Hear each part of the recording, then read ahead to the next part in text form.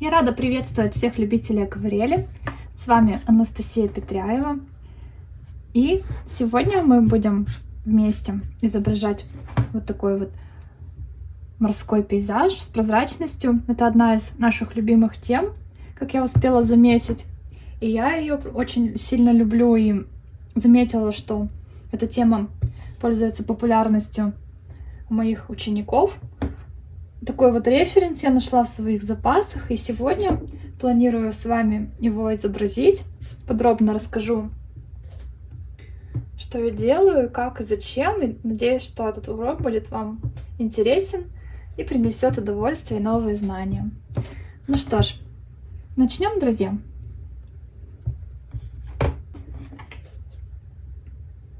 Предлагаю начать с карандашного рисунка.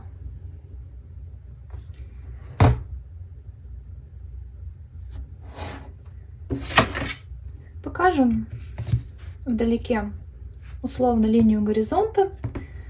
Можно использовать линейку. Там, где требуется прочертить ровную линию, обычно это сочетание линии, где на стыке проходит небо и вода, ее лучше сделать по линейке, потому что там требуется идеально ровная линия.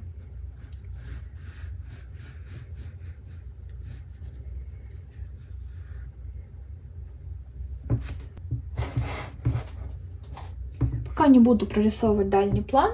Все же этот референс я взяла не из-за дальнего плана, а вот из-за такого прозрачного, очень выразительного переднего плана, где мы видим и камушки под водой, и отражение.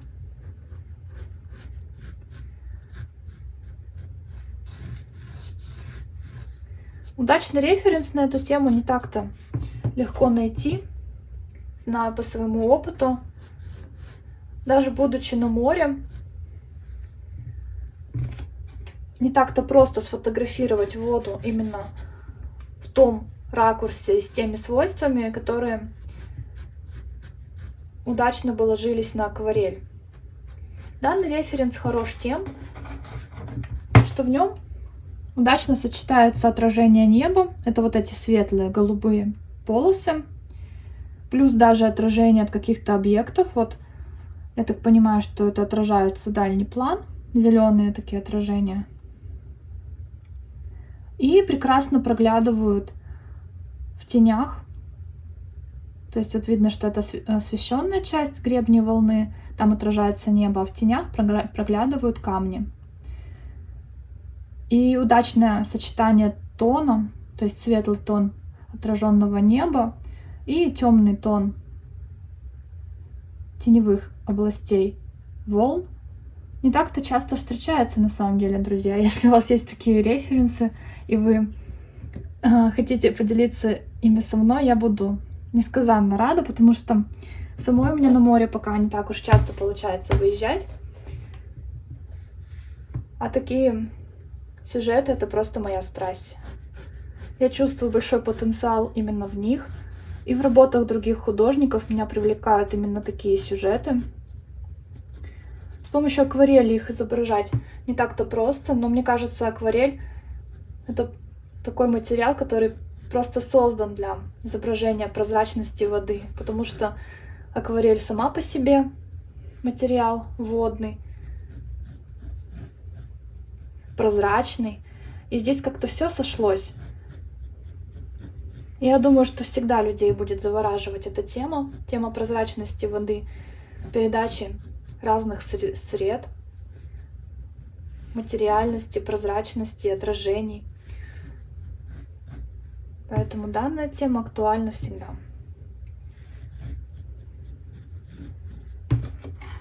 И мне кажется, именно в наше время с развитием техники и фотоаппаратов художники значительно продвинулись в изображении данных сюжетов, потому что раньше художникам приходилось часами наблюдать за поверхностью воды, а сейчас достаточно сделать один удачный кадр и поймать тем самым красивое расположение волн и отражений. Я понимаю, что вот в этих волнах достаточно сложно разобраться и легко запутаться. На данном первом этапе нам не обязательно прорисовывать в точности каждую волну, тем более, что их положение может измениться, когда мы будем вносить корректировки. Я предлагаю найти местоположение главных пятен, таких как вот это вот пятно теневой части воды, где проглядывают камни, вот это пятно, вот эти вот такие вот витиеватые отражения, а также не забывать о пропорциях, где они находятся по отношению ко всему листу. Допустим, если ориентироваться на этот гребень, то если брать водную часть, он находится выше середины, а если брать весь формат, то он стремится к середине, чуть выше, в зависимости от того, сколько мы возьмем верхней части.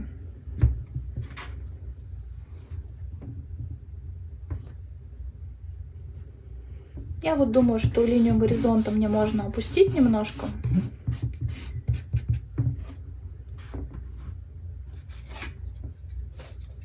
Чтобы у нас влезло небо.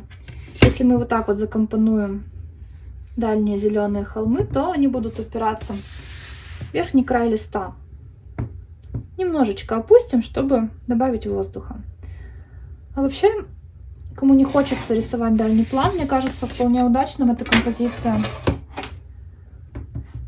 Вполне удачным вариантом для этой композиции будет просто изображение воды без дальнего плана. Но тогда воду нужно сделать идеально, досконально.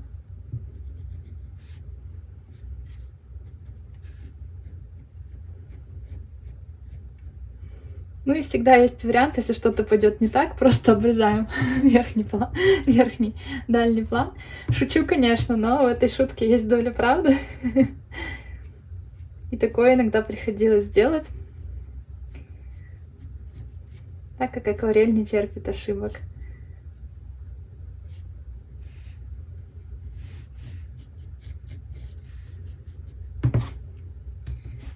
Думаю, что можно сделать чуть-чуть пониже.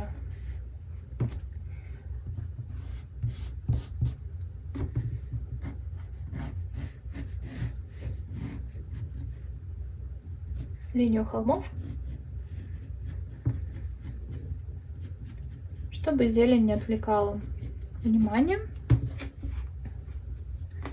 Вот как-то так. На дальнем плане нет смысла подробно прорисовывать волны. Мы будем их намечать уже в процессе работы акварелью.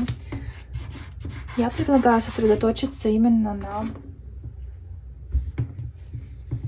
вот этих волнах. Подробно их покажем, потому что здесь характерный рисунок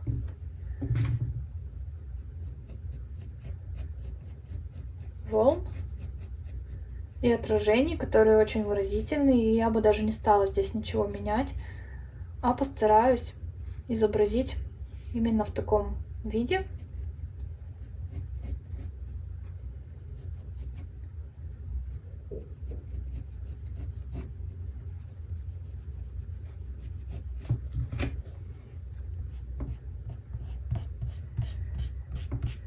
Кто имеет большие сложности с изображением воды, это действительно непростой сюжет, непростая тема. У меня есть два очень подробных курса, которые называются «Секреты воды». Он чуть-чуть попроще, он был первым. И «Прозрачность». «Прозрачность» один из самых популярных моих курсов и один из самых успешных. И это заслуженно, я считаю, потому что там очень подробно разобрана тема, которая так и называется «Анатомия воды», после которой вам станет значительно понятнее поведение воды и вот этих отражений, почему мы видим прозрачные камни и в каких местах мы их видим, потому что это тоже очень важно. Очень рекомендую и для моих учеников. Есть скидка на все уроки и курсы.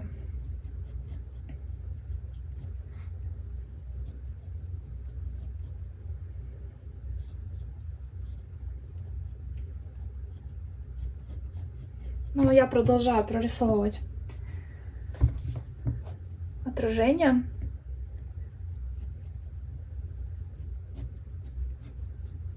В данном случае я их хочу прорисовать.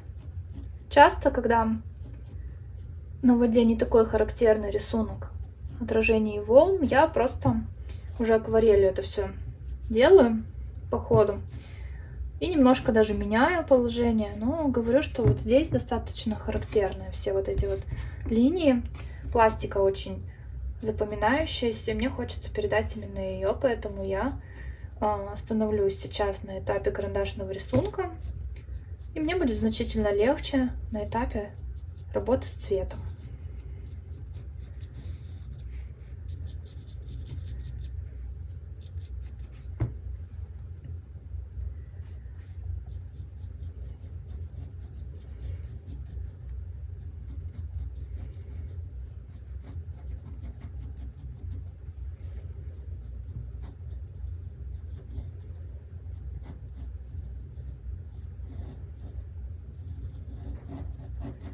Можно сразу заштриховывать теневые части волн, потому что в этих линиях легко запутаться. И если мы сразу будем разграничивать свет и тень с помощью штриховки, нам будет легче.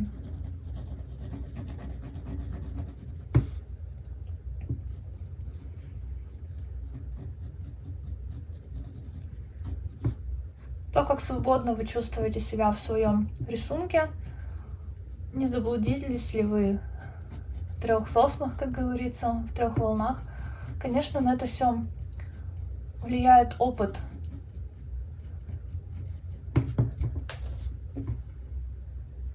Я понимаю, что поначалу разбираться вот в этих волнах покажется сложным. Вы можете рисовать одну волну, прорисовывать ее и потом обнаружить, что они не вяжутся по взаиморасположению с другими волнами, и придется все переделывать. Или рисуя одну волну, вы поймете, что заблудились и уже не видите это место в референсе. Мне это чувство абсолютно понятно и знакомо. Вы не одни, не переживайте. Но спешу вас успокоить, это все решаемо, и все это приходит с опытом. Поэтому не переживайте. Очень известный и профессиональный акварелист, которым я восхищаюсь, Станислав Золотц, он говорит, что некоторые сюжеты он перерисовывает по множеству раз, пока не добьется идеала. И видно, что такой подход в его творчестве принес большие плоды. Его работа действительно великолепна. И тема как раз прозрачность воды. Я бы и сама при возможности с радостью бы поучилась у него, но, к сожалению, мастер-классов данного художника найти мастер-классы сложно.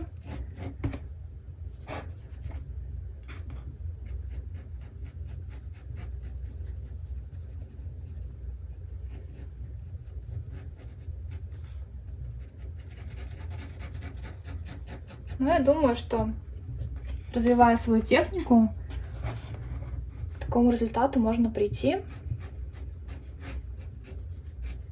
Тем более все мы уникальны. У каждого свой подход. Но учиться и перенимать опыт — это всегда важно.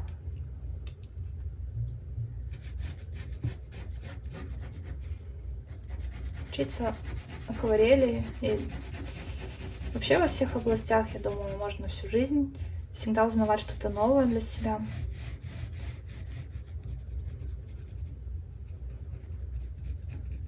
А акварель — это такой очень интуитивный материал, к которому каждый приспосабливается по-разному. У каждого свои фишки в акварели, ими можно делиться. Так мы развиваем и саму культуру акварели, и обогащаем свой кругозор.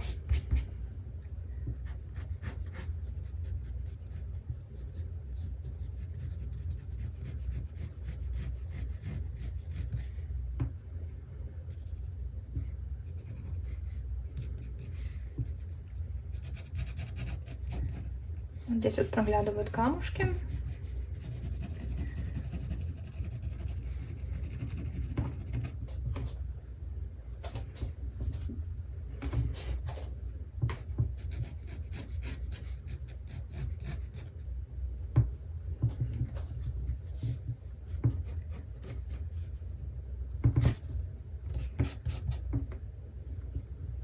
Прорисуем поподробнее отражение. Здесь нам нужно, чтобы вот эта вот полоса светлая была достаточно широкая, чтобы нам хватило места изобразить и вот эти темные отражения и показать голубой вот этот цвет вокруг, отраженный от неба.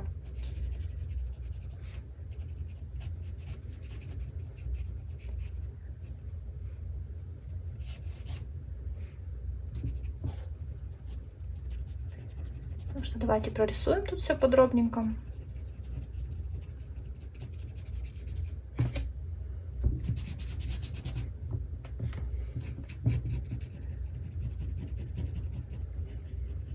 Можно работать от пятна, если вам удобнее. Не искать вот эти контуры, а вот так вот заштриховывать, допустим, сразу.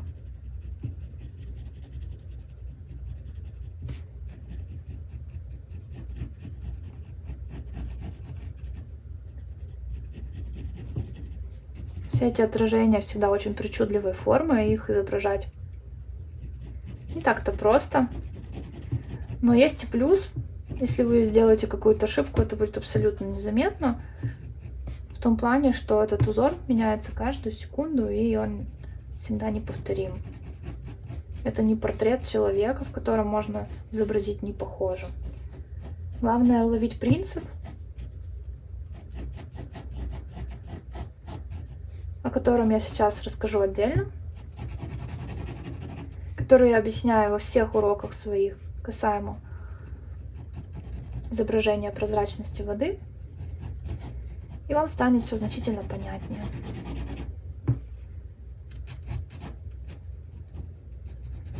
И ошибиться действительно уже будет тогда сложно.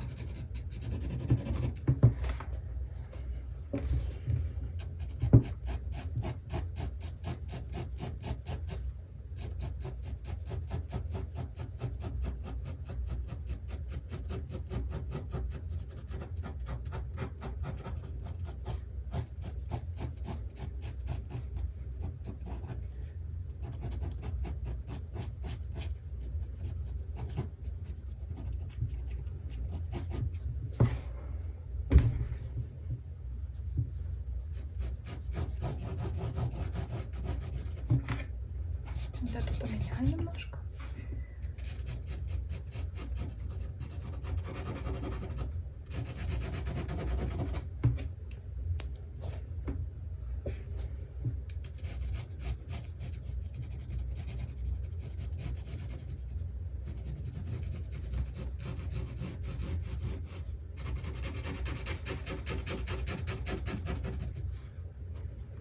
Всем элементам должно быть достаточно места в работе. Не мельчите. Не бойтесь что-то исправить. Лучше это сделать на этапе карандашного рисунка,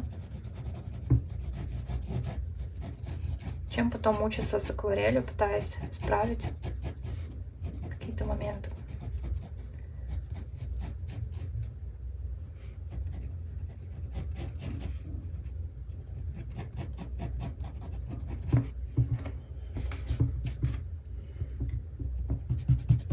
Вот здесь немножко не в характере получилось.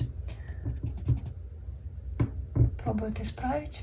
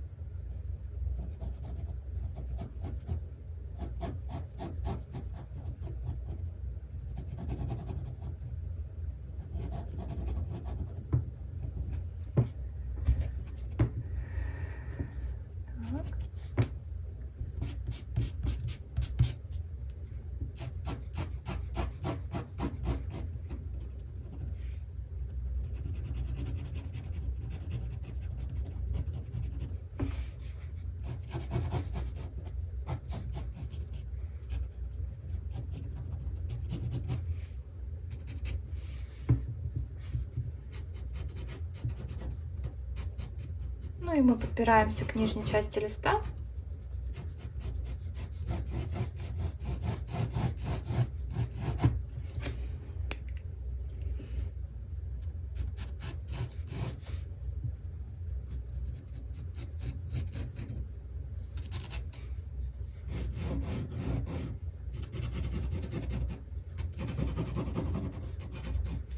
Нужно попробовать наметить примерно очертания камней.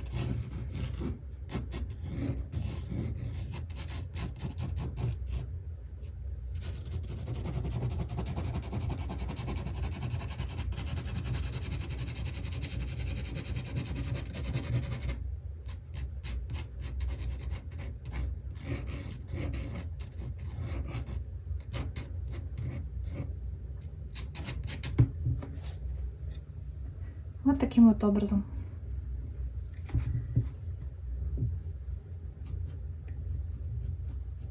Пару домиков еще покажем на дальнем плане.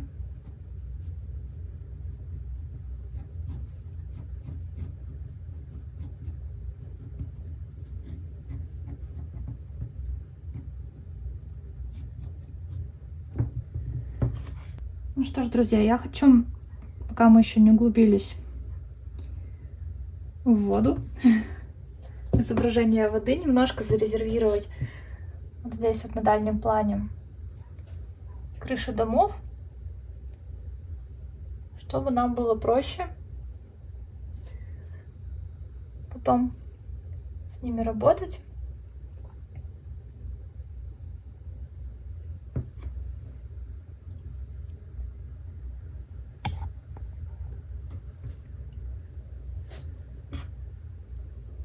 И чтобы ничто уже не отвлекало нас.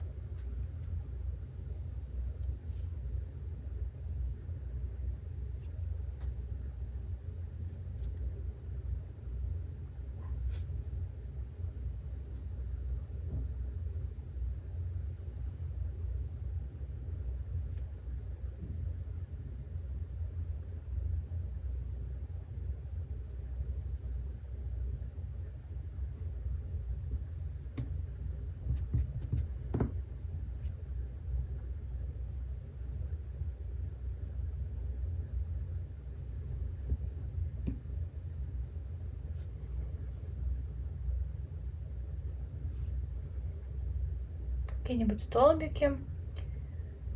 Вот здесь вот такие маленькие палаточки.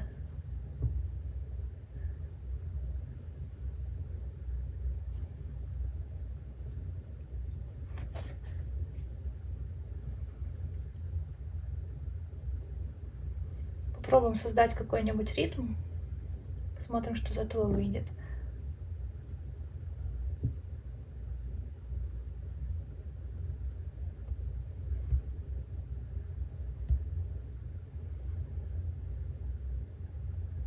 Забыла упомянуть, что перед тем, как я окунула кисть в маскирующую жидкость, я смазала ее мылом, чтобы защитить ворс. И сейчас не забудьте помыть, и мы приступаем к работе с цветом. Ну что ж, друзья, обычно я начинаю с неба. Если вам хочется, вы тоже можете сначала выполнить дальний план. Я пока не уверена, высохла ли у меня маскирующая жидкость, поэтому решила начать с воды. Конечно, правильнее технически начать с неба и дальнего плана, потому что это задает общий тон для всей работы, и все последующие части мы бы сравнивали с верхним небом и дальним планом. Но сейчас я хочу поэкспериментировать и начать с воды, а потом уже к нему подобрать дальний план и цвет пляжа. Я думаю, что так тоже можно, особенно если вы уже не новичок. Я подложила малярный скотч, чтобы создать небольшой угол наклона, чтобы вода немножечко стекала. Я подготовила 2 баночки с водой.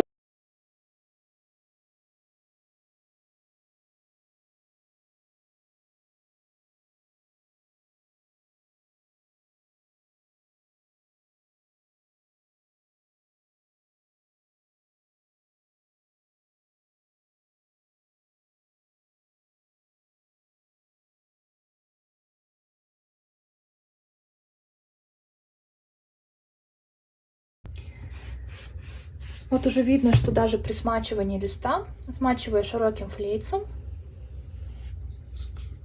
у меня он из козы, карандаш размывается. Поэтому можно не бояться достаточно ярко вот это все изображать, потому что уже даже после, когда мы будем применять акварель, карандаш размоется, его будет почти незаметно, либо вообще незаметно. Аккуратно смачиваем на дальнем плане. И сейчас постараемся работать быстро. Я беру флейц поменьше, он у меня из пони, 25 номер, незаменимый. Ему замену я пока не нашла. И намешиваю тон для дальнего плана. Немножко добавлю оранжевого, чтобы приглушить. Намешиваю цирулиан. Phthalo Blue, очень тоже неплохой цвет.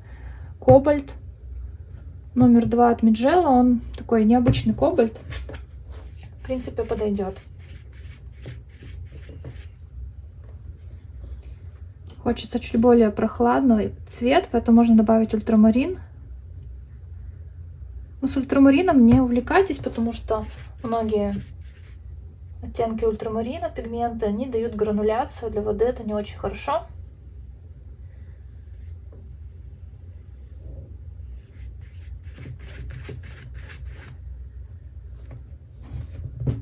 Нам нужно создать вот такой вот тон. Применяю свой Verditer Blue, излюбленный цвет. Здесь вот в этой области вода должна быть достаточно светлой, потому что здесь отражается небо.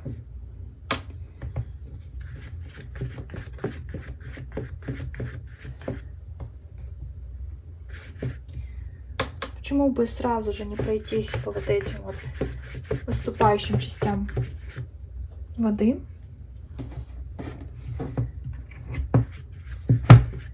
Все, что самое светлое, это у нас самые выступающие части волн. Это вот эти вот гребни, на которые именно и падает свет. Свет скользит и падает на самые выступающие части волн. А вот эти вот части остаются в тени. Они менее освещенные, и за счет этого мы видим, что у нас находится под водой. Там меньше света, и свет не мешает нам разглядеть все вот эти камушки. И вот в данном случае вот эта будет часть темная, и вот здесь мы будем прям хорошо видеть. А в местах, где отражается небо, там все очень светло, как я бы даже сказала, засвечено. И мы там не можем видеть вот эти камушки. В некоторых случаях иногда они видны, но они видны значительно менее ярко и заметно. Сейчас нам нужно, не углубляясь в разговоры, наметить волны на дальнем плане. Они даже такой зеленоватый оттенок имеют. Можно прямо желтого добавить, смешать с ультрамарином, цирулием. Тут надо постараться сделать так, чтобы не было прямо сильно бирюзового оттенка, как на пляжах Мальдивов. Вода в разных местах разная, и оттенок, он меняется.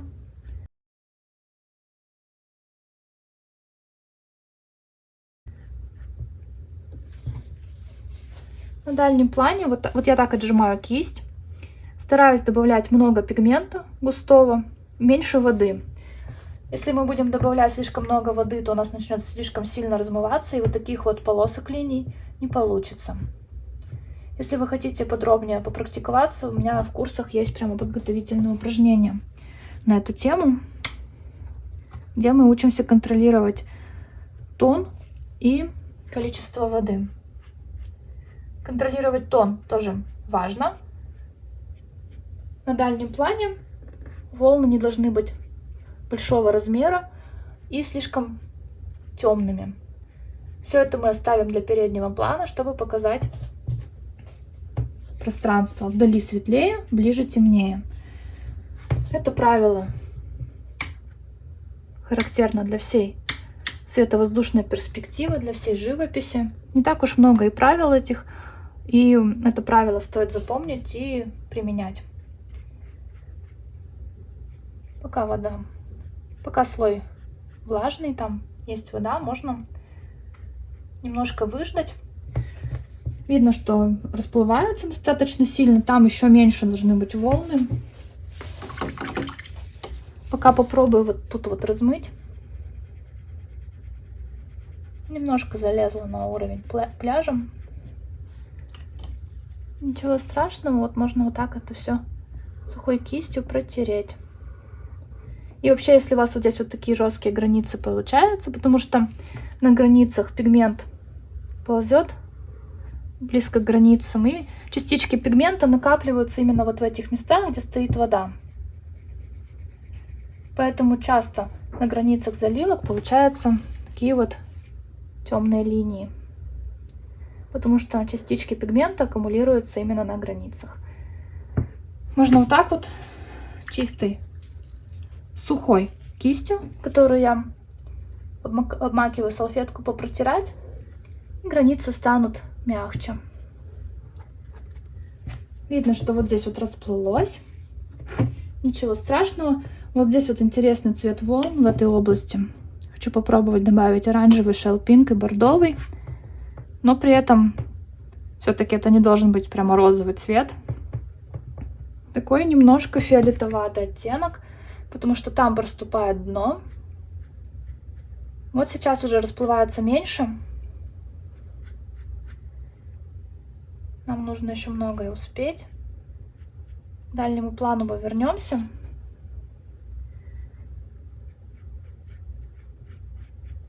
Я контролирую влажность. Изображать волны нужно именно тогда, когда они и расплываются, и при этом их края остаются заметными, их форма не теряет свою конфигурацию. Ну, то есть вот видно, что первые вот эти штрихи, они практически уже незаметны, они расплылись полностью. Это значит, что влажность бумаги была достаточно большая для вот этих волн. По мере высыхания я буду снова и снова применять тут вот такие штрихи, и они будут все меньше и меньше расплываться, а в какой-то момент просто перестанут расплываться. И тогда края уже будут жесткими и ярко очерченными. А для воды это уже тоже не очень хорошо, поэтому контроль влажности — это одна из основных тем, которая сложна, которая важна. И мы с учениками учимся контролировать влажность на протяжении всего обучения.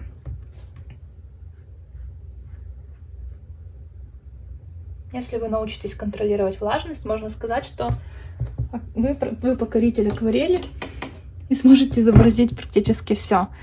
Чувствовать эту влажность можно учиться годами. Это не то качество, которое приходит сразу. Поэтому художники часто работают на одной и той же бумаге, примерно одними и теми же красками и кистями, потому что в разных условиях акварель ведет себя по-разному. Если вы узнали ближе акварель и какую-то бумагу, и вам эти качества подходят, вы обнаружите, что если вы их смените, у вас уже может получиться совершенно другой эффект и результат.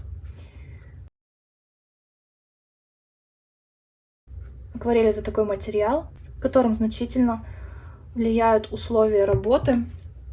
И при замене одной из переменных результат может получиться непредсказуемый. Для утемнения добавляю серую пейна.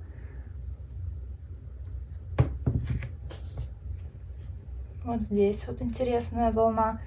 Там видно что-то такое оранжевое, бордовое.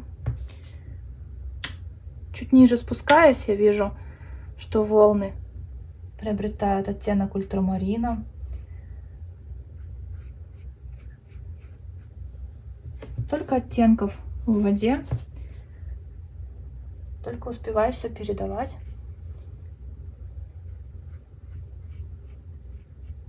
Не забывайте использовать увлажнитель воздуха. Возможно, у многих на этом этапе работа высохла уже настолько, что не получается сделать ничего. Особенно, кстати, важно показывать волны, успевать с краев листа, потому что вот здесь вот видно, даже у меня уже расплывается плохо. А это означает, что бумага там высохла, и мы пока что ничего не можем сделать. Нужно будет либо ждать, когда бумага высохнет, и это лучшее решение, либо пытаться размыть немножко. Но это для тех, кто умеет. Вдали можно сейчас показать чуть поярче волны. Они вот сейчас уже не будут так сильно расплываться.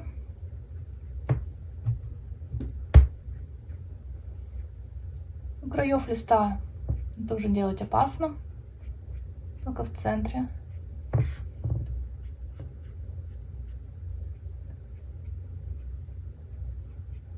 Вот так вот, заработавшись где-то в другом месте, мы обнаружим, что вот здесь тоже почти не расплывается.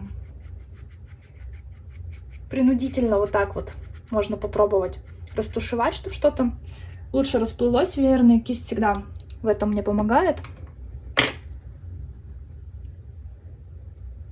Отличный помощник, если акварель не хочет расплываться. Вот здесь вот тоже. Попробовать размыть. Сейчас могу показать. Просто чистой водой вот так вот вокруг. Это нужно делать предельно аккуратно. Такой вот полувлажной кистью. Если много воды будет, то она растолкает весь пигмент в разные стороны. Как-то так, тихонечко, просто немножко смягчила.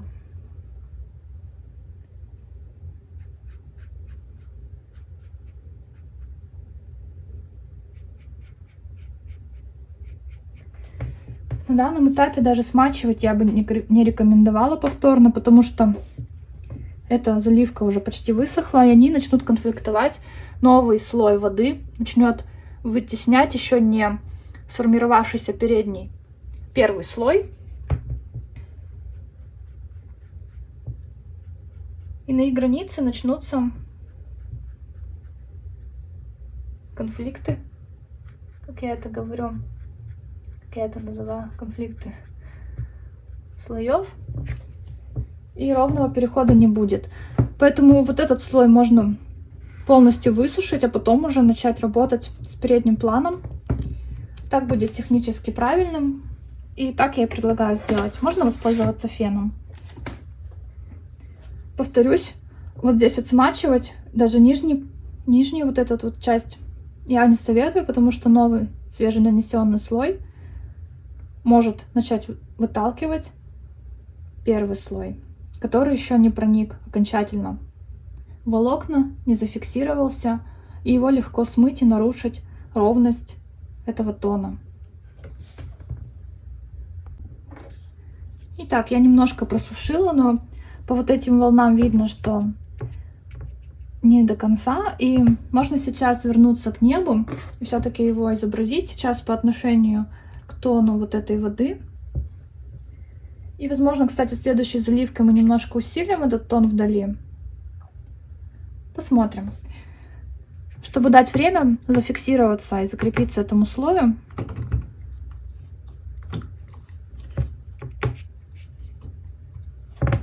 проработаем небо, смочим его.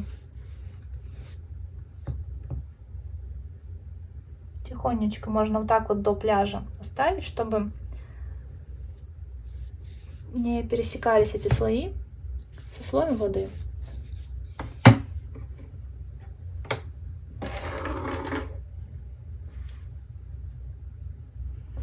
Беру вот такую вот колонковую кисть. Так как неба у нас мало, думаю, что флейц нам не понадобится. Или если у вас есть флейц поменьше, для неба можно использовать цвет Horizon Blue. Мне кажется, он сюда неплохо впишется. Только давайте начнем сначала вот с этого облака и окружим его Horizon Blue. Shell Pink и Violet Pink. немного Verditer Blue. Это все такие цвета, конечно, специфические. Я не призываю использовать именно эти цвета. Я понимаю, что они есть не у каждого. Но мы же понимаем то, что многие цвета можно заменить. Verditer Blue это тот же ультрамарин, только с содержанием белого пигмента. Просто я часто использую такие цвета, и чтобы их не намешивать, я приобрела у Mijello вот такие вот оттенки и нисколько не жалею.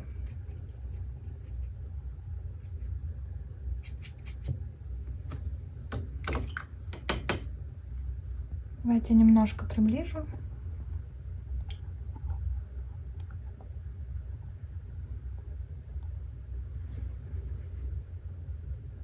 Вот здесь, думаю, останется почти белый оттенок облаков.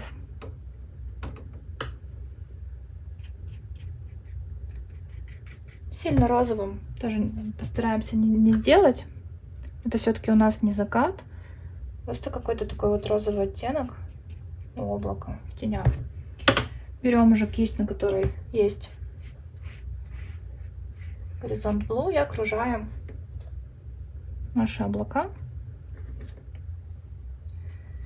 Если вам кажется, что этот цвет слишком зеленящий для неба, можно немножко ультрамарину туда добавить. Также неплохой цвет для неба Cerulean. У кого что есть. Видно, что это вот такой вот бирюзовый оттенок. Ближе к верхней границе можно делать небо темнее. Такое распространенное свойство неба, что выше оно темнее, глубже цвет.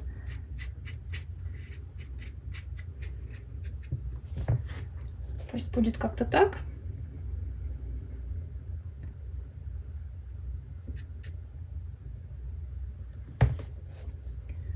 Можно практически сразу начать изображать дальний план. Я беру ультрамарин, немножко неаполитанской желтой.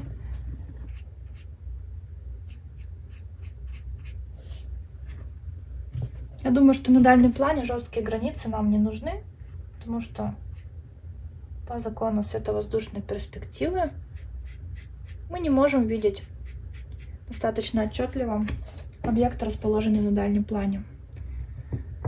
Ну и традиционно зеленый я смешиваю с ума. Из кадмия желтого, ультрамарина, например. В разных ситуациях по-разному. Я не очень люблю использовать зеленый из кюветок. Опять же из-за того, что мне не нравится естественность этого оттенка. Ну, либо если использую, то вот у меня есть цвет Green Grey.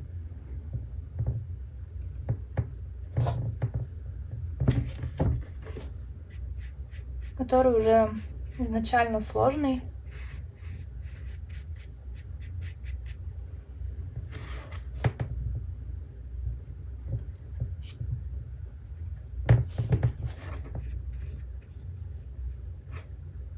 Можно начать утемнять постепенно.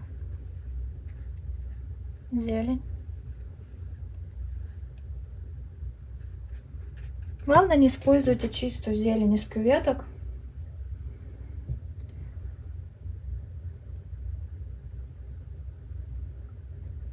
Чисто травяную зеленую, чисто зеленую, вот такую вот прям вот бывает из кюветок. Может, найду, покажу вам пример. Неестественный зеленый цвет. Он будет работу делать менее выразительной. Что-то будет с ней не так. Оранжевого можно, кстати, добавить, чтобы приглушить. Вот такой вот теплый оттенок получается. Вот он у нас.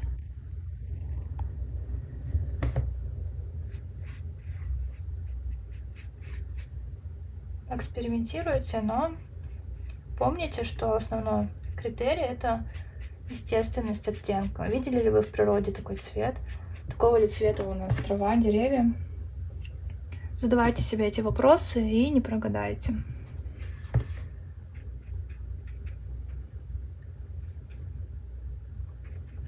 Вот здесь в тенях можно попробовать использовать больше ультрамарина.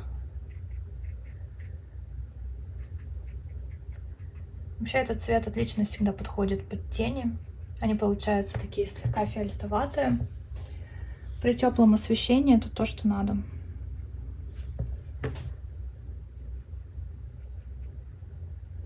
Стараемся вот так вот точечно показывать тени.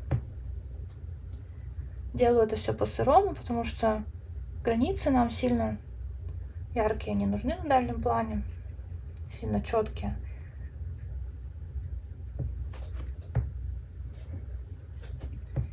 Ну и вообще, думаю, что главное в данном случае у нас вода. И сильно внимание не хочется отвлекать, выводить зрителя от главного.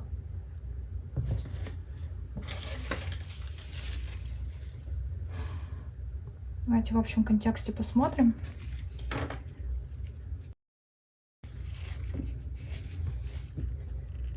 Вот здесь вот хочется утемнить немножко. Вот здесь вот очень влажно было, расплылось. Я думаю, что ничего страшного, даже интересно.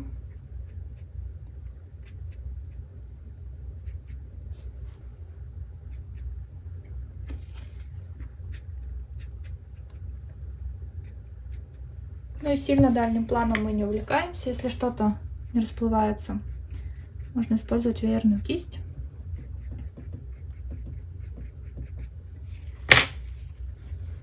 Теперь попробуем подобрать желтую вот эту полосу берега.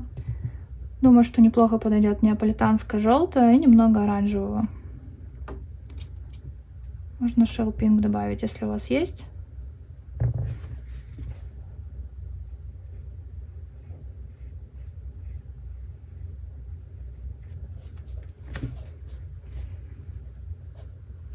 Рядом с зеленью этот пляж даже тоже розовый какой-то немножко оттенок приобретает.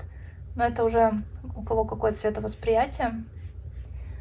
Сильно желтым его не делайте, он все-таки должен быть по цвету и по тону очень светлым, нежным, не приторно-желтым.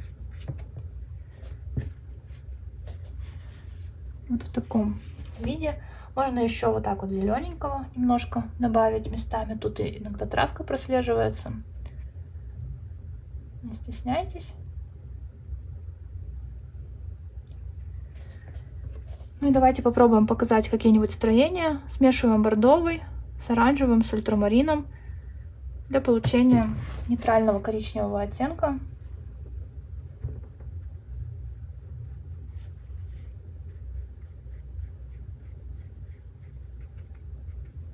Можно кое-где оставлять вот такие просветы. Я думаю, они будут уместны.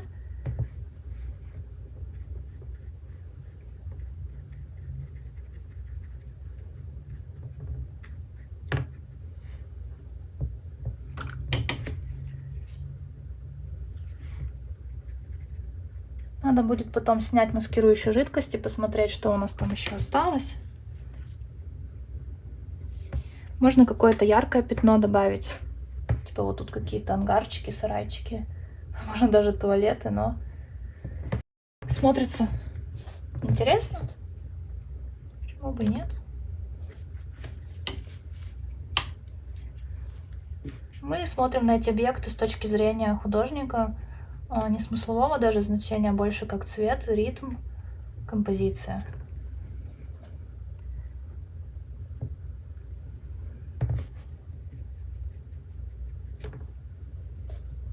Ну и стараемся подходить обобщенно к дальнему плану, не вдаваясь во все подробности, не прорисовывая детали, лишь даем намеки на то, что там есть что-то. Что, например, вот у здания есть такой вот коричневый оттенок.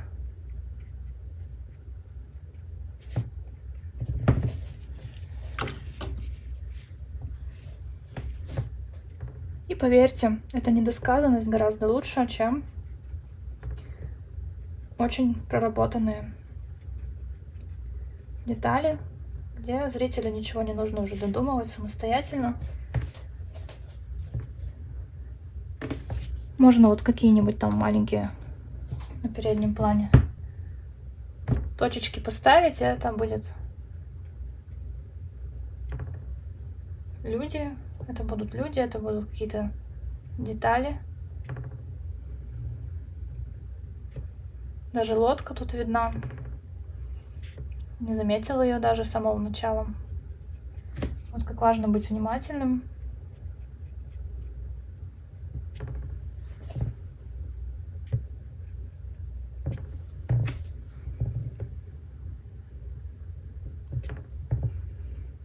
Можно взять немного темного оттенка и немножко поставить кое-где темных акцентов.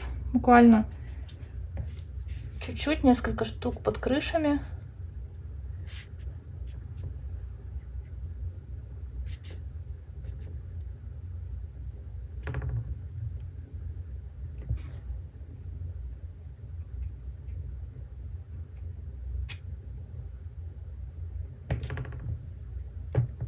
Точечно создаем информацию, но не рассказываем все подробности. Пусть останется пока так, если что-то понадобится, мы еще доделаем. И вернемся к нашей воде. Ну что ж, друзья, мы готовы к ответственному моменту и самому интересному моменту этой работы. Я предлагаю смочить еще раз полностью всю область воды, усилить немножко дальний план, потому что мы видим, что ближе к берегу вот этот вот контраст между берегом и водой усиливается. На среднем плане мы видим осветление тона, которое именно вот того тона, который является отраженным небом. Но и на переднем плане я планирую сделать самый сильный контраст. Тут будет темные, самые темные места, потому что передний план располагает темным оттенком. Я снова беру широкий флейс, и чистая вода снова пригождается нам, чтобы смачивать лист. Ни в коем случае мы не смачиваем лист вот этой вот рабочей водой, которая уже непрозрачная, имеет определенный оттенок. Этот оттенок может повлиять и на дальний план, и на все остальное.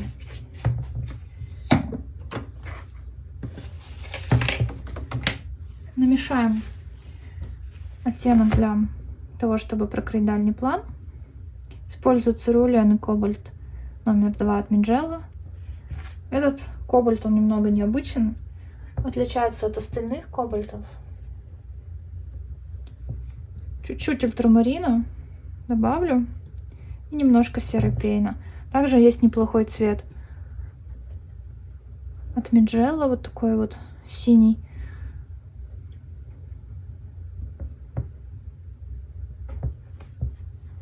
Индотреновый синий, да, как он называется правильно.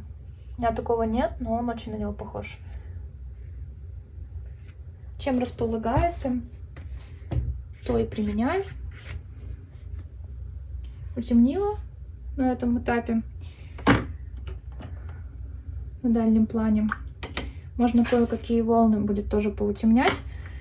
И наша задача сейчас сразу же прокрыть достаточно темным передний план. Смешиваю цирулиан с оранжевым. Можно добавить неаполитанской. Еще оранжевого. Можно чуть-чуть ультрамарина. И серой пейна для утемнения. Вот так вот прямо прокрываем.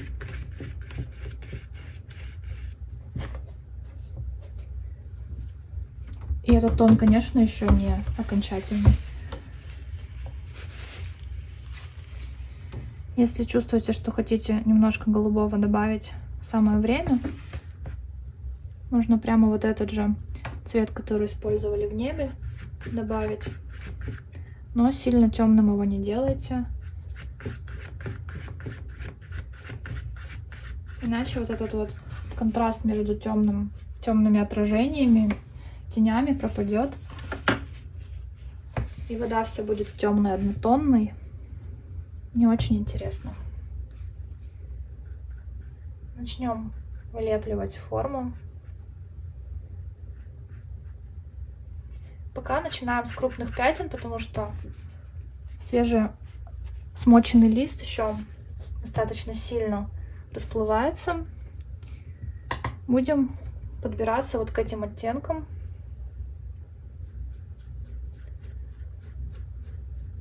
Можно даже больше чуть-чуть бордового добавить, больше оранжевого.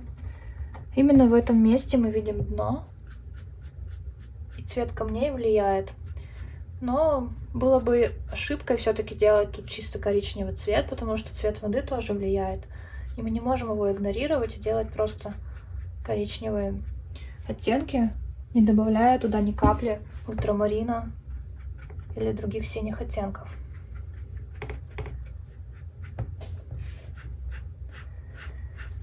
Заметьте, я не дохожу до краев вот этой вот линии карандашной, потому что вода будет продолжать расплываться.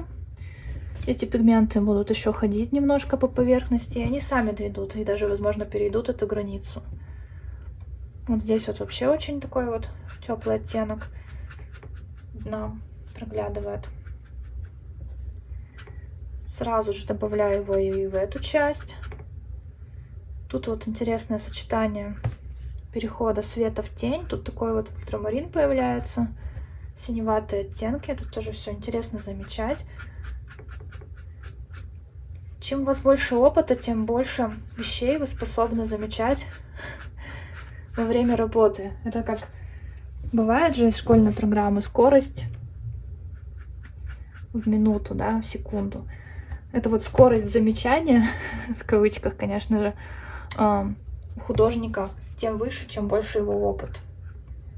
Сколько объектов в секунду, в доли секунды, в минуту способен заметить, и не только заметить, но еще и изобразить художник. И вот эту вот скорость, ее просто невозможно взять и развить за 1 секунду, сразу же начиная только осваивать акварель. Многие мои ученики сокрушаются, что они просто не успевают контролировать акварель. Она всегда оказывается быстрее, бумага оказывается, что сохнет быстрее, чем мы способны отразить. И это абсолютно нормально, друзья. Какое-то время придется потерпеть. Конечно, есть такие вещи, которые чуть-чуть облегчат нам работу. Многие художники смачивают лист с 2 сторон, чтобы работать чуть дольше. Используем увлажнители воздухом, планшет из оргстекла. Я всегда повторяю эти моменты, потому что, может, кто-то слышит это в первый раз. Но, к сожалению, это не панацея. И, конечно же, вот эта вот скорость распознавания и передачи элементов в секунду художника, свои художественные навыки нужно постоянно развивать. И как бы мы не настраивали наше окружение, и все условия благоприятные для акварели, какие бы мы только не создавали, все равно всегда речь идет о прокачке ваших навыков, и тогда вы действительно будете успевать достаточно. И сами будете удивляться, что вот это вот распознавание объектов и передача, уловить цвет, намешать его, применить это все, конечно же, стоит больших усилий и большого опыта. И не стоит как бы сразу ждать от себя супер результатов в этой области. Так я смотрю на свои работы прошлых лет и понимаю, что, возможно, раньше мне было сложнее даже намешивать цвета и попадать в тон, в цвет. Цвета у меня на первых работах очень яркие. Сейчас мне хочется более естественных оттенков. И это нормально, техника меняется, мы меняемся, и, конечно же, наши навыки растут. Сейчас я уже распознаю лучше.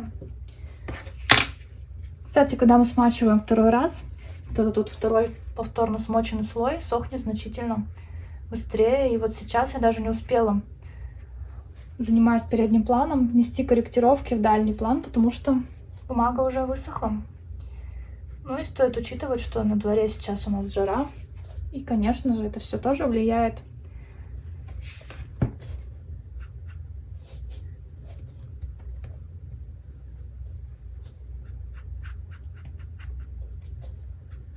Если вы совсем ничего не успели, то в нашем арсенале только повторное смачивание. Если у нас хорошая хлопковая бумага, то ничего не грозит. И если мы смочим лист еще раз и еще раз, пока не успеем изобразить все, что мы хотели. Если чувствуете, что не успеваете, не стоит пытаться в этот сеанс все успеть и работать по полусухой бумаге. Все-таки техническая составляющая очень важна. Еще раз пройдусь по переднему плану. Оранжевый, неаполитанский, в нужных пропорциях, ультрамарин, немножко цирулина, цирулин очень концентрированный цвет. Если добавлять его по чуть-чуть, то нормально, а если сильно окунуть, то он перебивает все остальные пигменты. Но это нам тоже на руку. Мы еще раз добавляем остальных пигментов. У нас получается достаточно густая смесь, потому что нам нужно добрать по тону очень хорошо. И учитывать, что все тона на переднем плане еще сильно осветлятся.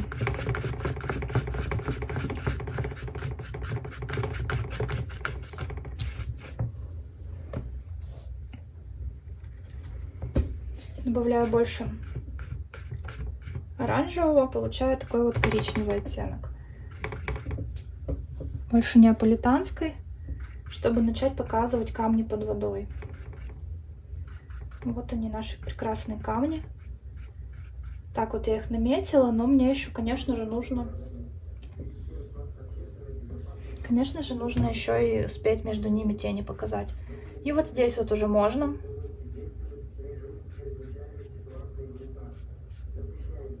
темнить. Края листа уже достаточно сильно высохли.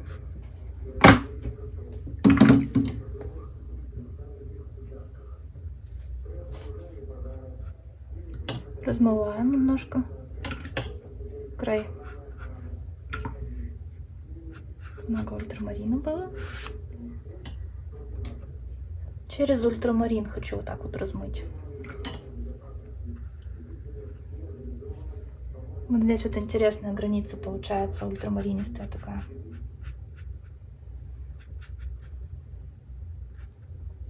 Вот здесь больше ультрамарина.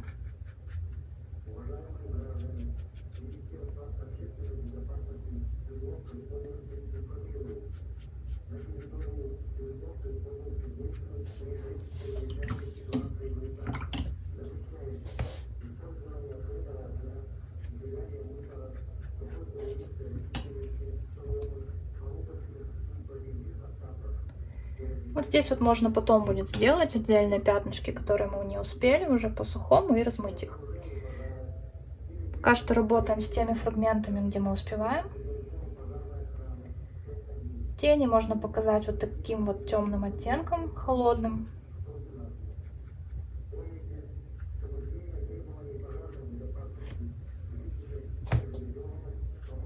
Потому что если мы просто будем делать темные, черные, глухие тени, это будет уже не совсем про наш вариант, потому что вода продолжает оказывать действие на все объекты, и мы просто не можем делать тени такого цвета, как они были бы на поверхности воды, на поверхности земли, не под водой.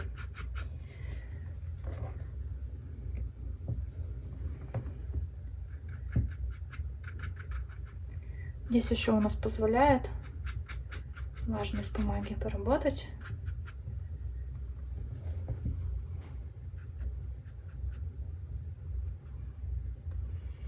Вот тут вот бы успеть еще синеньким поработать ультрамарином.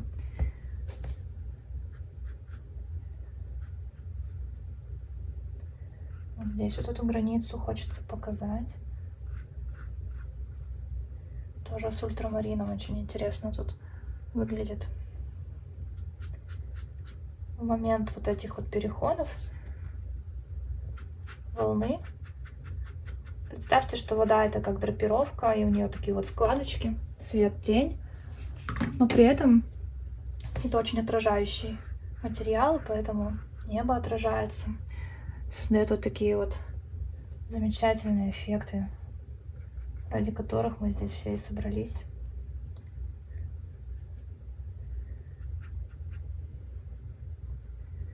Ну чего же прекрасно научиться различать все эти темные оттенки под водой, уметь их намешивать, передавать,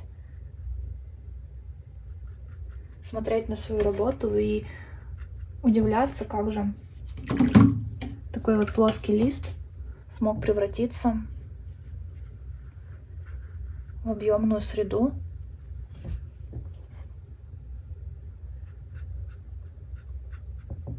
Вот здесь вот видно было, что немножко пошла бумага расплываться, мы ее смягчили, эту границу, и все в порядке.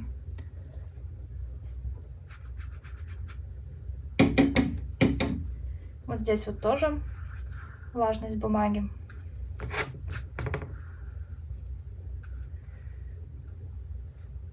Указывает нам на четкие границы, и мы влажной кистью их размываем.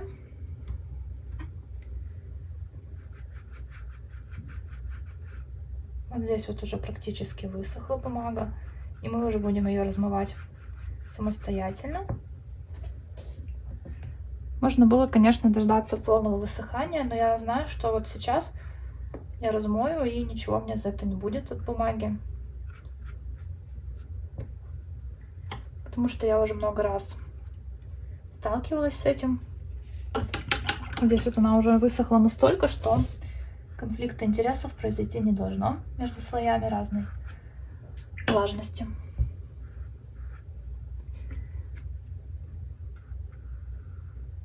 Напомню, что я работаю на бумаге Sandra Waterford.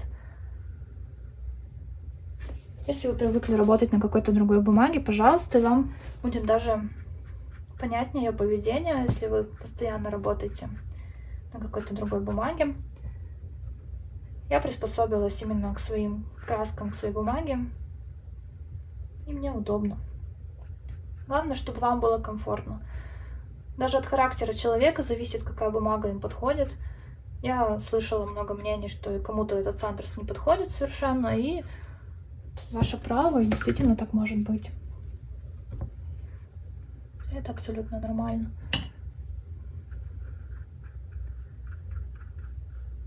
Может, о какой-то бумаге я даже и не знаю. Смываем границы.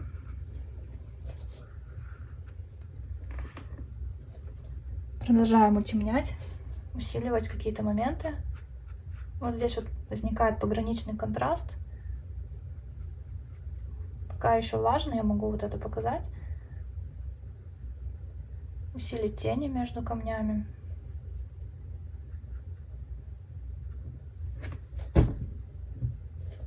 Добавить туда цветовых переходов. Вот тут вот с этой стороны камушек более бордовый.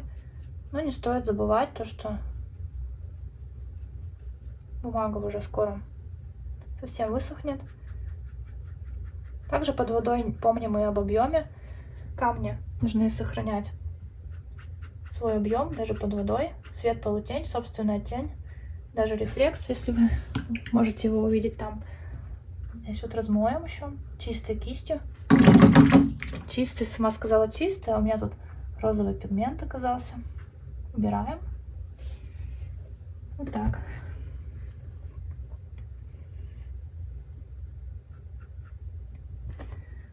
Вернемся к переднему плану. И нужно ускоряться, успеть его утемнить в достаточном количестве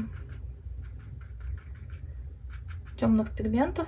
Серая пейна, цвета, которые у меня уже здесь в палитре имелись. Продолжаем. Сначала мы наметили общий тон, сейчас конкретизируем. Но видно, что этот общий тон еще требует регулировки и усиления. По мере высыхания он проник в волокна листа, и мы видим, что он недостаточно темный. Набираем, набираем. Где-то можно добавлять кадмий желтый. В сочетании с синими оттенками появляется вот такой вот зеленоватый цвет, который хорошо подойдет. Вот здесь вот мы видим более какие-то такие бордовые оттенки. Сильно, конечно, не переусердствуйте. Это должен быть слегка едва уловимый бордовый оттенок.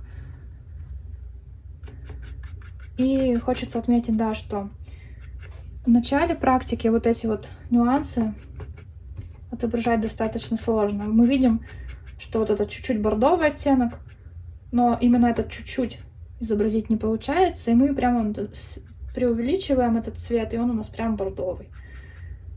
Так бывает, особенно у новичков, и это нормально, и так же было и у меня. Все эти нюансы цвета мы учимся видеть уже значительно позже, когда уже долго работаем. Вот эти вот все границы я влажной кистью, которую я промокнула в салфетку, вот так вот размываю.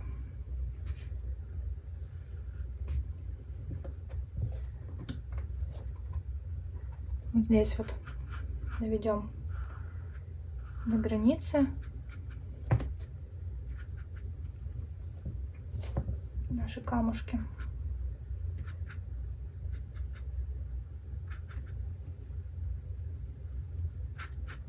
Вот здесь вот ультрамарин появляется, очень симпатично. Можно усилить и здесь это.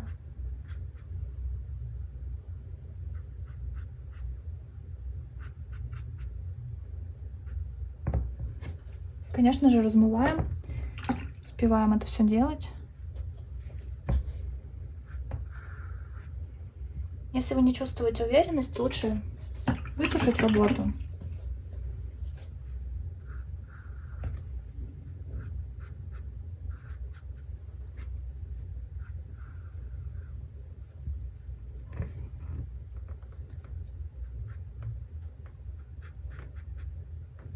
Добавить этих нюансов уже поверх.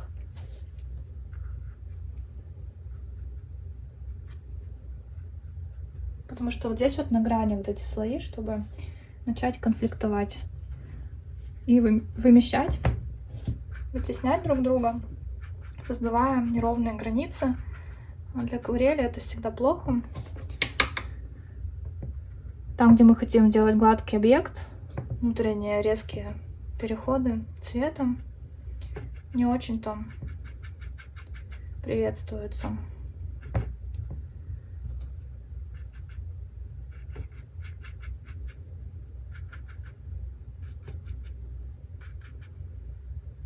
Темняем этот тон. Достаточно ли? Сверяем с референсом, с внутренними ощущениями. Вот здесь вот какой-то бордовый цвет. Опять же, не сильно бордовый. Уводим.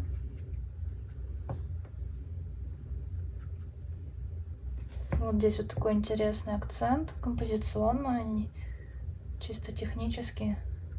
Можно его сделать. Уже будет по сухой бумаге.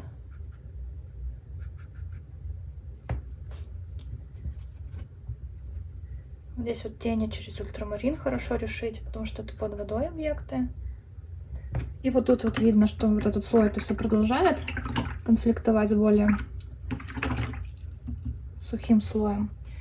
И мы чистой кистью вот так вот это все размываем. Влажная кисть. Все, что нам потребуется, чтобы сделать вновь эту границу мягкой. У меня постоянно в руках салфетка. И я вот так вот промакиваю.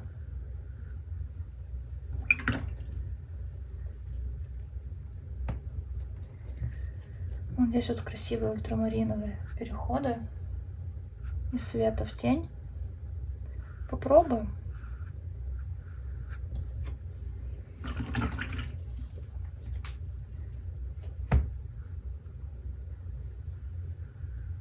И размываем тут же.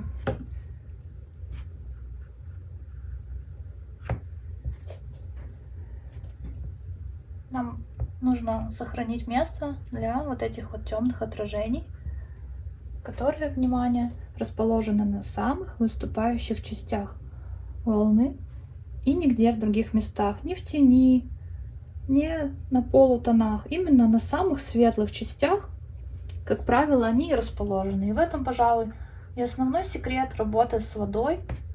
Помнить, что все отражения, вот эти вот красивые конфигурации линий на поверхности воды, смотрятся выразительно именно тогда, когда они расположены на гребнях волны.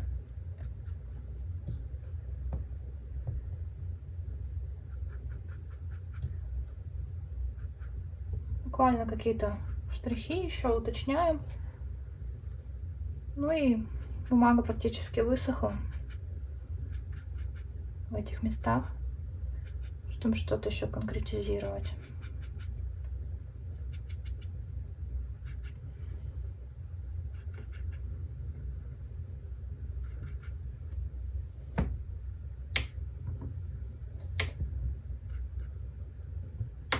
Можно что-то зелененькое добавить тут, если у вас получится.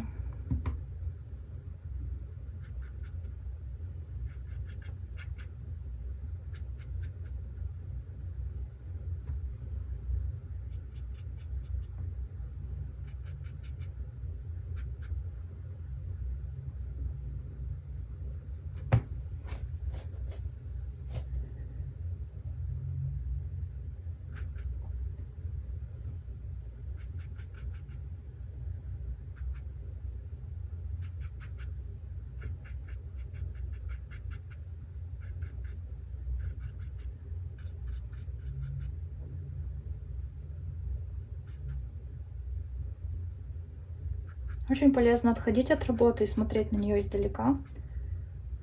Тогда многое становится понятнее.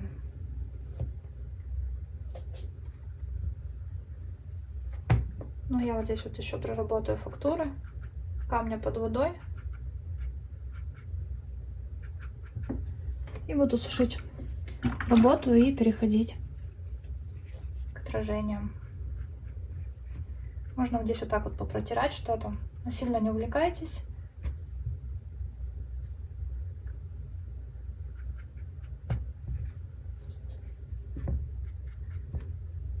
Буквально очень точечно, немножко.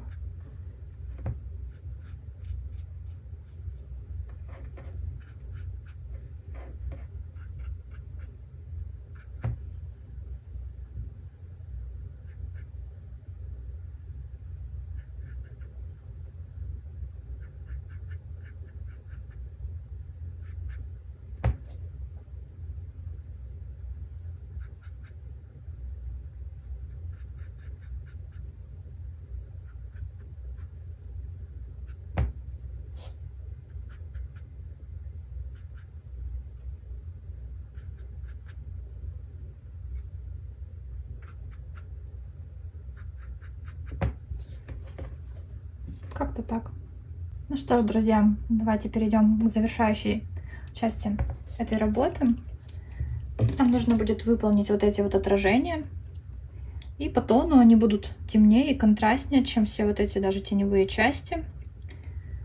Самые светлые гребни волн, средний план. Далее идут вот эти теневые части, а потом самым темным пусть будут вот эти вот отражения. Вы можете взять удобную для вас кисть. Это может быть белка с тонким кончиком. Либо вот у меня есть такая похожая кисть, но с резервуаром. Она состоит из белки и синтетической части. Белка удерживает в себе больше влаги и отдает эту влагу на кончик. Тем самым линии получаются чуть-чуть длиннее. Также неплохо подойдет и каллиграфическая кисть. Что вам удобнее. Ну что ж, давайте намешаем такой вот зеленый оттенок. Использую кадмий желтый.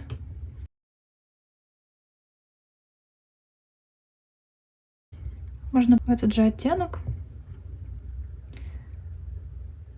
Ультрамарин. Оттенок, который уже есть на палитре, он, думаю, ничем не испортит. Тем более оттенок темный. Мы мешаем. Можно даже немножко оранжевого.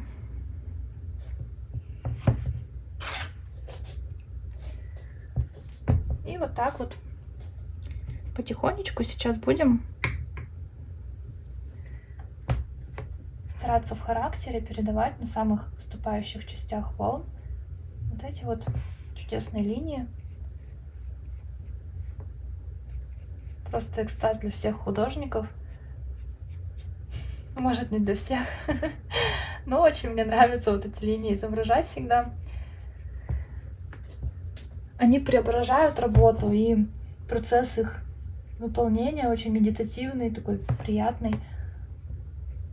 Знаю вот это правило, что изображаются они на самых выступающих частях волн, мы не можем ошибиться.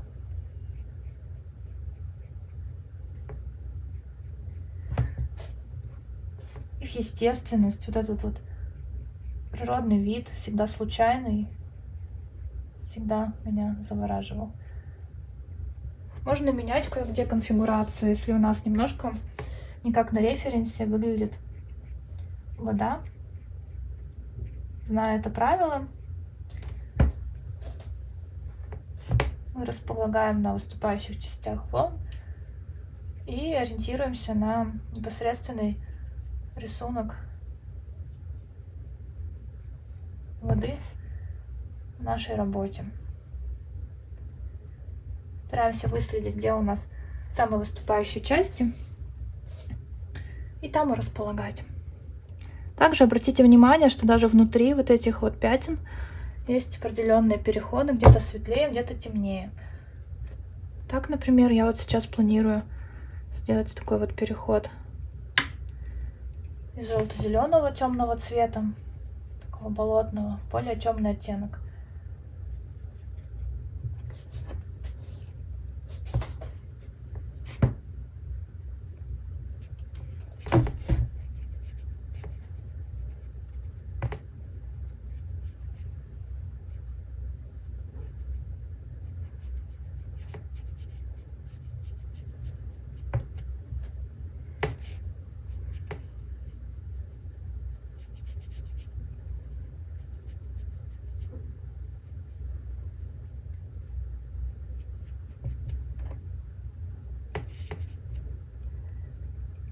Не стесняемся, делаем переходы внутри.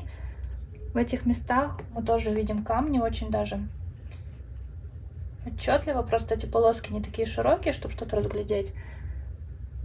Но вот здесь вот, например, видны даже промежутки между камнями местами. И это всегда очень классно показывать. Создает дополнительный объем, дополнительную игру цветом. Соответственно, привлекает и цепляет взгляд.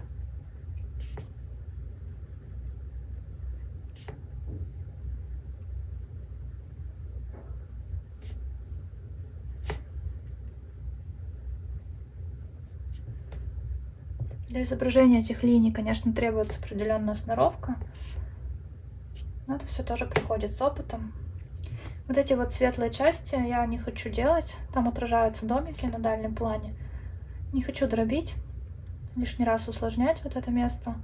Можете попробовать, если вам нравится. Я почему-то решила, что ничего плохого не случится, если я не буду изображать их.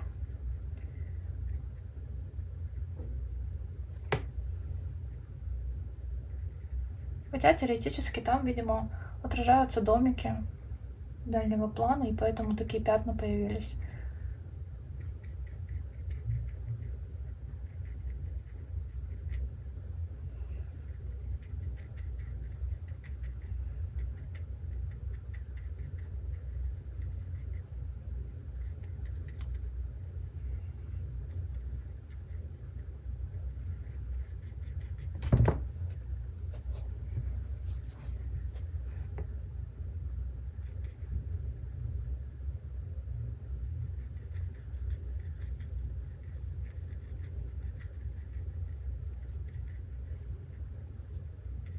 Можно кое-где менять конфигурацию, если вам интересно что-то показать еще. Ну и, конечно же, ориентируйтесь на форму ваших волн. В этом месте у вас должно быть высветление оттенка.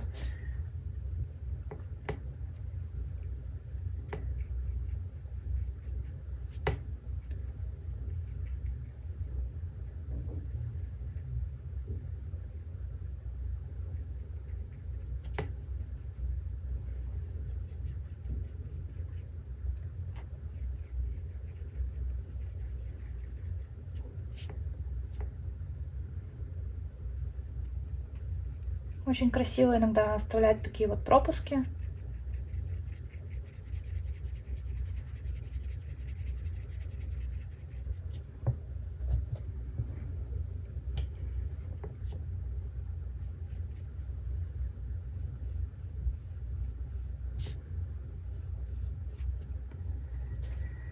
Давайте закрасим вот эту вот часть большую и покажем там внутри еще между камнями какие-нибудь красивые промежутки.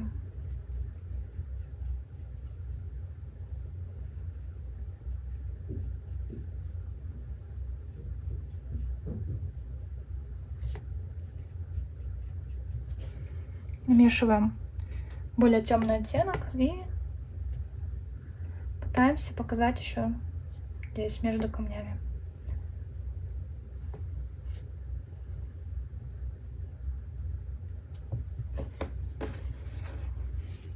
Видно, да, что тут такие вот промежуточки получились. Быстро высохло, и поэтому тут... Ага, вот здесь вот еще улетела у нас красочка. Подтираем, пока не засохло.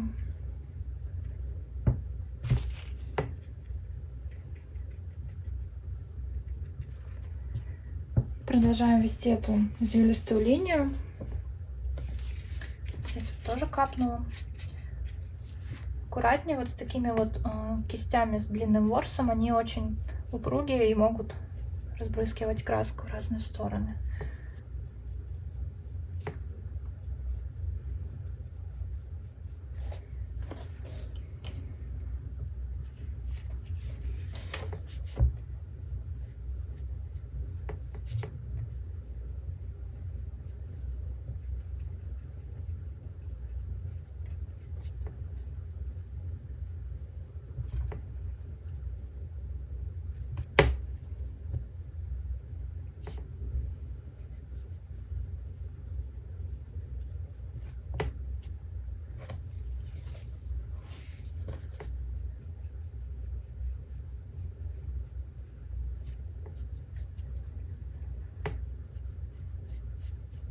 Не забываем кое-где утемнять.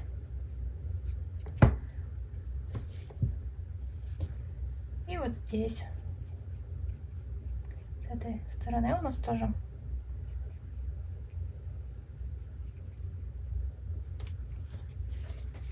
отражение. По мере продвижения вглубь листа, чем дальше от зрителя, тем эти отражения должны становиться светлее. Не забываем про это. Снижаем тон.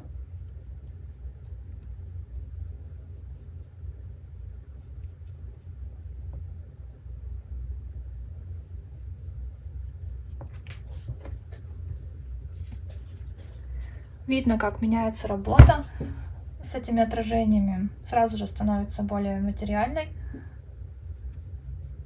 более реалистичной. Этого мы и добиваемся.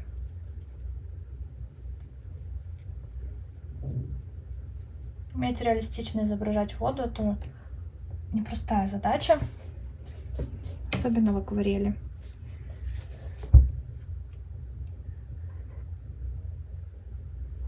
Но мы с вами не боимся сложных задач.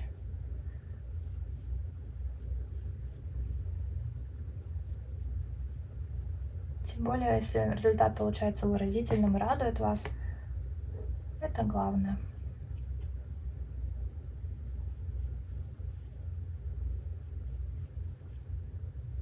Такое вот сердечко получилось вдали. Пусть будет.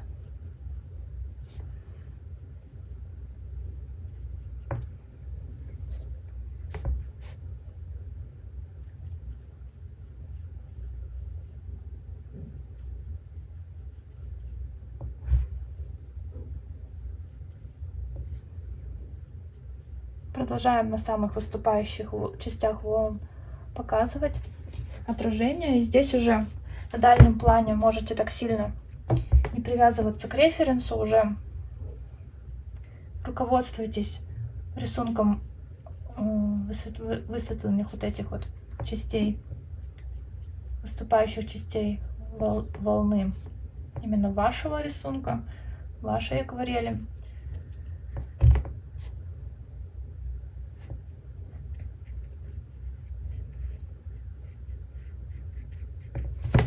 Изучив этот принцип, вам будет несложно подчеркнуть вот эти вот гребни волны с помощью отражений.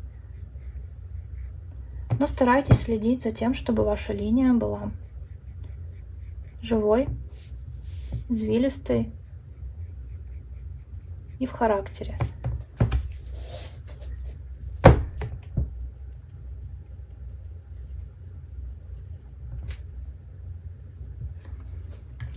Не забываем ослаблять тон. Ой, задела опять краем.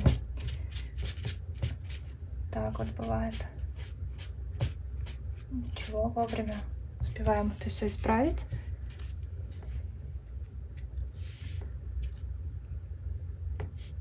Вот здесь вот прекрасно впишется еще одна линия отражения. Отражение имеет такой вот зеленоватый оттенок. На него влияет и цвет объектов, и цвет дна.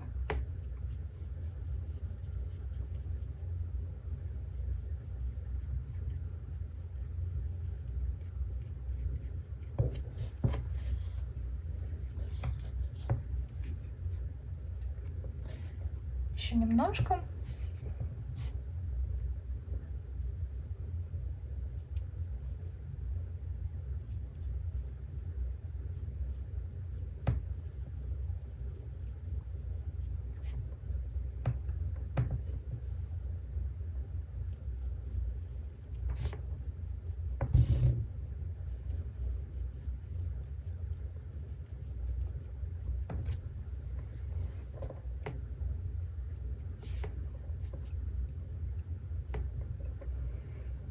И в какой-то момент на дальнем плане мы уже перестаем так отчетливо их различать.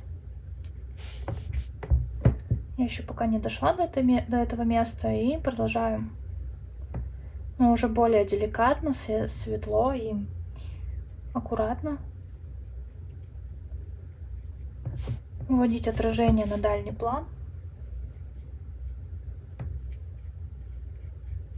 Старайтесь сделать эти линии не однообразными.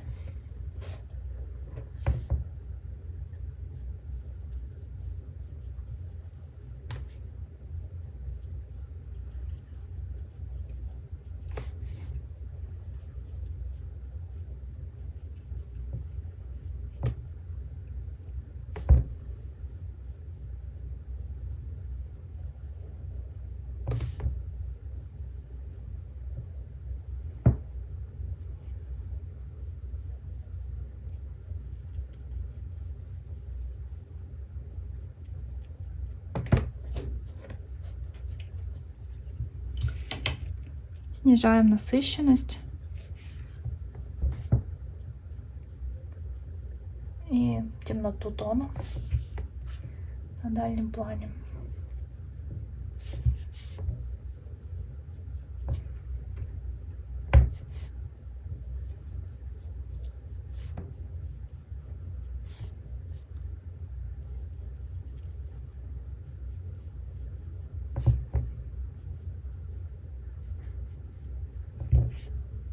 И вдали мы уже не видим этих отражений, видим только гребни волн.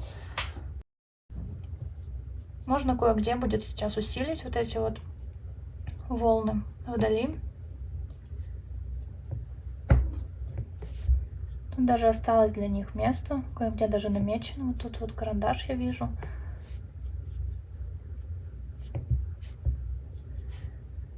Там, где мне позволяют светлые участки, я доделываю отражение таким вот образом.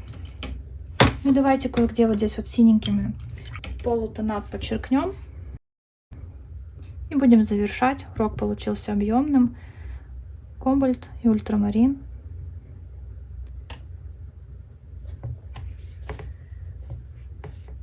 Чтобы показать вот здесь вот кое-где полутона на воде.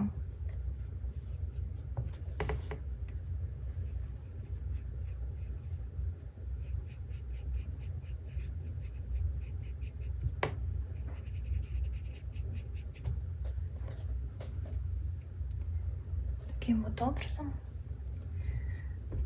Видно, что вот такие вот места, да, на светлых частях, еще вот внутри какие-то темные фрагменты проглядывают. Или вот здесь вот какие-то переходы. Вот тут вот мы еще не все успели показать. Бумага быстро высыхала. Поэтому усилим вот здесь вот синие вот эти вот полутона, тени.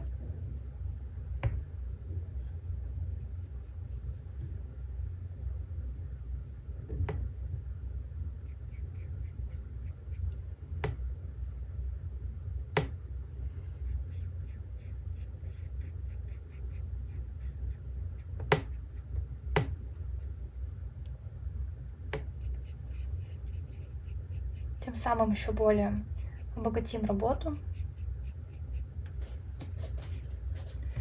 Внутри вот этих вот элементов тоже часто утемнение.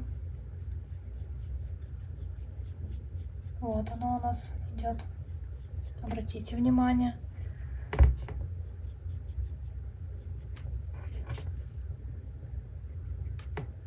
Не всегда просто на все это обращать внимание.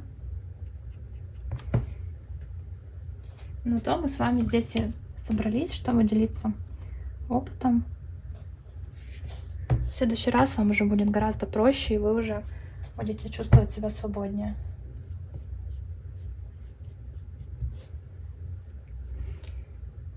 Вот здесь можно темнить вот эту область. Конечно, совершенству нет предела, и можно еще долго тут уточнять, конкретизировать.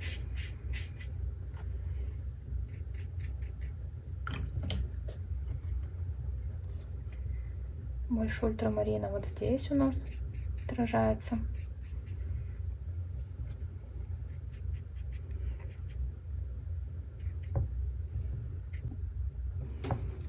Ну что ж, друзья, хочу еще вот эту область утемнить. Сейчас я вижу, что по тону немножко не дотягивает. Очень светлую, очень прозрачную хочу сделать смесь.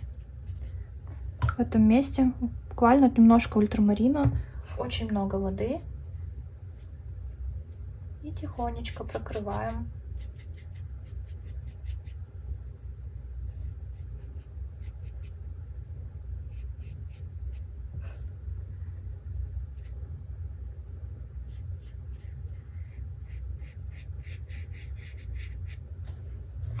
Просится здесь сделать темнее. В этой части особенно много здесь синих оттенков.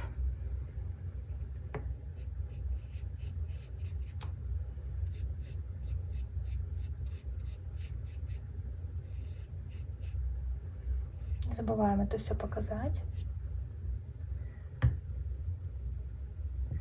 И здесь очень много ультрамарина.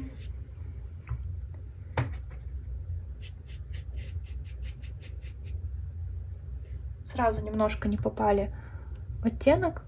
Но уж лучше, чтобы эта область была немножко светлее, чтобы ее потом утемнить, чем высветлять, что практически невозможно.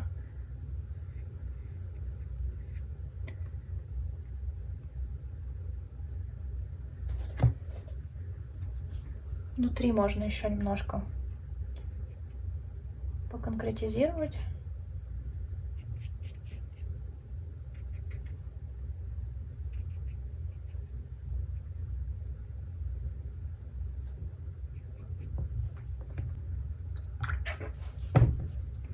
И вот верхнюю границу жесткую я тоже размываю. Просто чистой водичкой.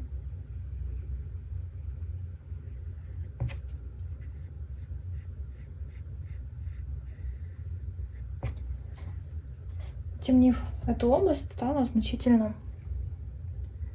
по тону лучше. Сейчас я немножко еще пройдусь утемнить вот здесь. Вот хочу синенькие вот эти вот тенюшки на воде. Кое-где буквально. И точно так же буду их размывать. На этом работу мы с вами завершаем.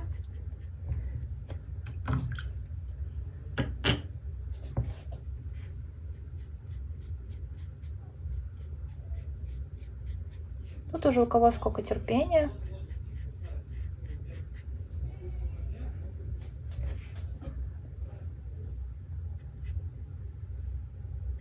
Вот здесь вот тоже хочется еще немножко поработать.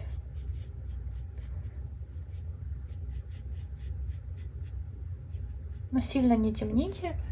Все же это дальний план, и там не должно быть много акцентов. И не забывайте чистой кистью размывать жесткие края. Это все-таки вода, и она имеет плавные грани переходов. Ну и в завершении работы не забудьте убрать маскирующую жидкость.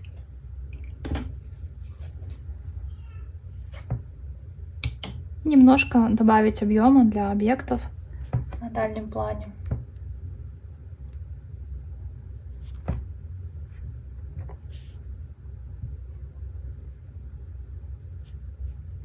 Чем плоха бесцветная маскирующая жидкость, не видно ее полностью, и видно, что тут вот кривая крыша получилась, а белый на белом плохо заметен. Вот здесь вот крышу прокрою. Такие вот детали остались буквально.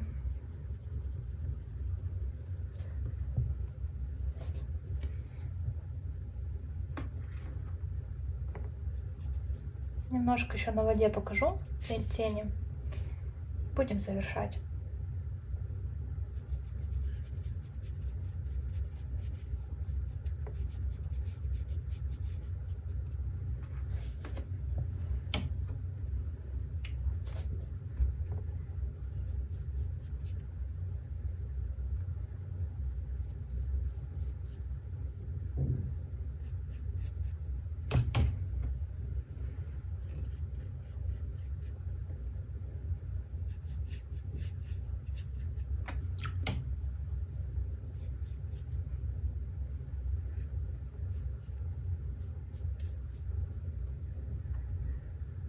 Много воды, мало пигмента, чтобы сделать буквально небольшие акценты на волны. Они должны быть прозрачными и не бросаться в глаза.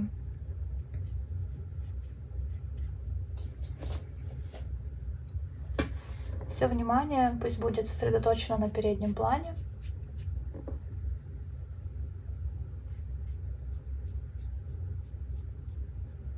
Буквально вот такими штрихами, которые, в принципе, можно уже не размывать.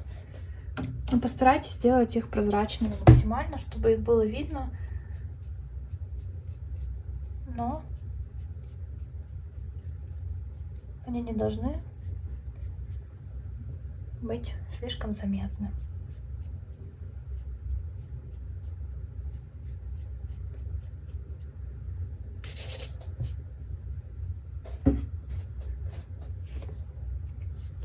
Покажем крышу.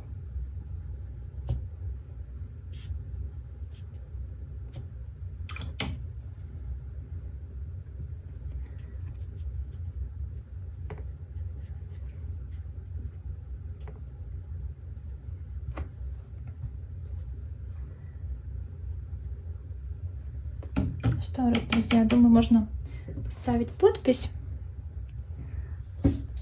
Вот такая вот работа у нас получилась. Буду рада видеть вас на новых занятиях и буду рада видеть ваши работы. До новых встреч!